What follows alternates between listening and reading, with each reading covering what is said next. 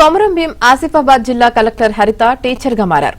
వావుదం గ్రామంలోని ప్రాథమిక పాఠశాలను ఆకస్మికంగా తనిఖీ చేసిన కలెక్టర్ పిల్లలకు పాఠాలు బోధించారు.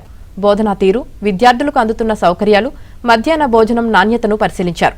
విద్యార్థులకు నాణ్యమైన విద్యను అందించాలంటూ ఉపాధ్యాయులకు సూచనలు చేశారు.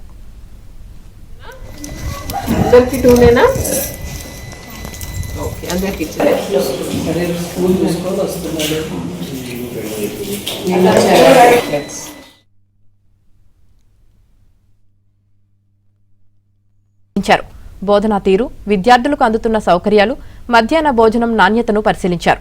విద్యార్థులకు నాణ్యమైన విద్యను అందించాలంటూ ఉపాధ్యాయులకు సూచనలు చేశారు.